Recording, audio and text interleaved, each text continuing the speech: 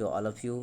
दोस्तों, आज से हम लोग लुसेंट करंट अफेयर में 1 जनवरी यानी 1 जनवरी 2025 से प्रत्येक दिन हम लोग करंट अफेयर को कवर करेंगे और आपका स्वागत है RCSM गोल्ड के यूट्यूब प्लेटफॉर्म पे। आप जुड़ेंगे RK गुप्ता के साथ। तो डेली बेसिस पे यदि आप अपने करंट अफेयर को स्ट्रॉन्ग बनाना चाहते हैं तो प्रत्येक दिन आपको क्लास ज्वाइन करना है। तो चलिए, समय को बर्बाद न करते हुए हम लोग आगे बढ़ते हैं 1 जनवरी से। तो चलिए, सबसे पहला क्वेश्चन आपके सामने निकल के आता है कि हाल ही में रिजर्व बैंक ऑफ इंडिया ने भारत की GDP कितने प्रतिशत रहने का अनुमान लगाया है।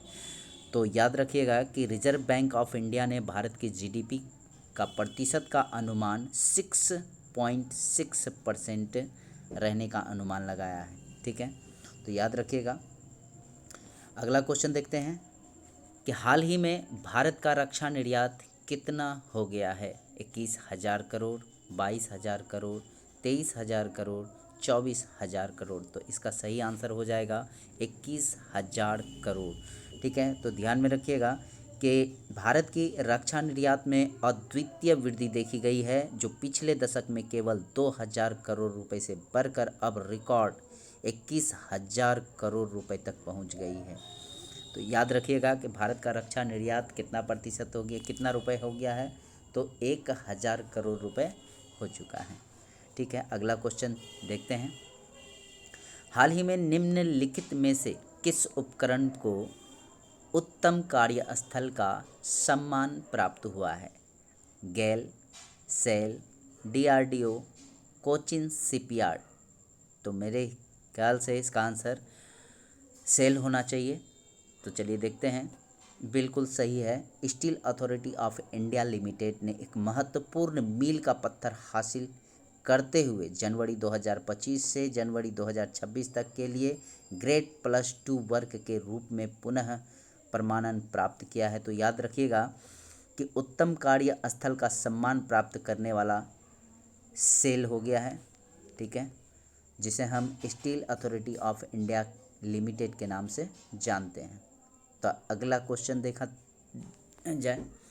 विश्व ऑडियो विजुअल एंटरटेनमेंट शिखर सम्मेलन यानी वेब्स 2025 का आयोजन कहाँ होगा।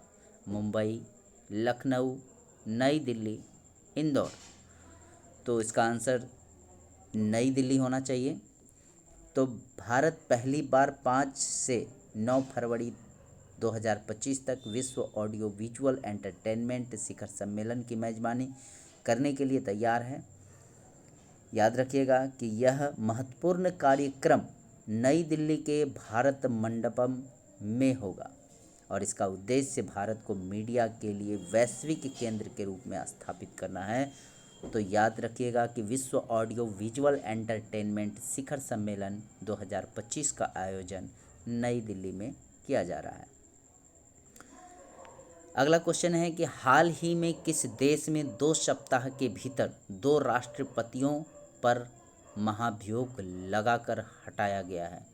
बहुत ही शानदार और इम्पोर्टेंट क्वेश्चन है कि हाल ही में किस देश में 2 सप्ताह के भीतर 2 राष्ट्रपतियों पर महाभियोग लगाकर हटाया गया है। इंडोनेशिया, थाईलैंड, दक्षिण कोरिया, लेबनान। तो इसका आंसर हो जाएगा दक्षिण कोरिया। तो दक्षिण कोरियाई संसद ने 2 सप्ताह के भीतर 2 राष्ट्रपतियों पर महाभियोग लगाकर उन्हें पद से अपदस्थ कर देश में राजनीतिक और आर्थिक संकट में डाल दिया है। कार्यवाहक राष्ट्रपति हान डक सू पर 27 दिसंबर 2024 को दक्षिण कोरियाई संसद द्वारा महाभियोग का प्रस्ताव लाया गया था। ठीक है, तो याद रखिएगा कि एक ही देश में और 2 राष्ट्रपति पर महाभियोग लगाया गया है। तो आप लोगों से क्वेश्चन है, कमेंट में ज़रूर लिख के भेजिएगा कि अपने भारत में राष्ट्रपति पर महाभियोग लगाने के लिए किस अनुच्छेद का प्रयोग किया जाता है। तो कमेंट करना नहीं भूलिएगा। चलिए अगला क्वेश्चन देखते हैं। हाल ही में किस देश में तमु लोहसार पर्व मनाया गया है। नेपाल, भूटान, श्रीलंका, वियतनाम। तो याद रखिएगा, इम्पोर्टेंट क्वेश्चन है कि तमु लोहसार पर्व नेपाल में मनाया जाता है। चलिए अगला क्वेश्चन देखा जाए। हाल ही में सीआरपीएफ के महानिदेशक के रूप में किसे नियुक्त किया गया है? विवेक शुक्ला, विपुल कुमार, मनोहर शर्मा, अनीश दयाल। तो इसका आंसर बी यानी विपुल कुमार सही आंसर है। तो भारतीय पुलिस सेवा आईपीएस में 1993 बैच के वरिष्ठ अधिकारी विपुल कुमार को केंद्रीय रिजर्व पुलिस बल यानी सीआरपीएफ का कार्यवाहक महानिदेशक बनाया गया है। याद रखिएगा कि सीआरपीएफ के महानिदेशक के रूप में विपुल कुमार को नियुक्त किया गया है। अगला क्वेश्चन है कि हाल ही में किस संस्थान द्वारा दर्द रहित इंजेक्शन के लिए सुई रहित शॉक सिरिंज विकसित की गई है? वाह, बहुत ही इम्पोर्टेंट क्वेश्चन है कि हाल ही में किस संस्थान द्वारा दर्द रहित इंजेक्शन के लिए सुई रहित शॉक सिरिंज विकसित की गई है? तो याद रखिएगा इसका आंसर होगा आईआईटी मुंबई हो जाएगा। तो इसका औद्योगिक संस्थान यानी आईआईटी मुंबई के शोधकर्ताओं ने एक ऐसी अनोखी शॉक वेव आधारित सुई रहित सिरिंज विकसित की है जो दर्द रहित है। ठीक है, तो आगे देखा जाए। हाल ही में किस राज्य में वर्ष 2024 में अपराध में 22% की वृद्धि दर्ज की गई है? ठीक है, तो याद रखिएगा यह तेलंगाना इसका आंसर हो जाएगा।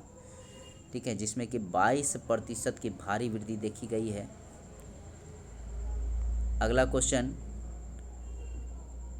और 1 जनवरी का अंतिम क्वेश्चन है कि हाल ही में कौन सा देश 2023-24 में अब तक का सर्वाधिक कोयला उत्पादक देश बना है? तो जी हाँ दोस्तों, याद रखिएगा अपना देश भारत है जो कि सर्वाधिक कोयला उत्पादक देश के रूप में उभरा है। याद रखिएगा 2023-24 में।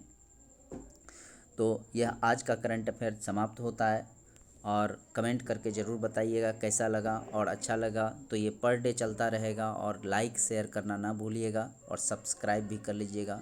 बहुत बहुत धन्यवाद आप लोगों का।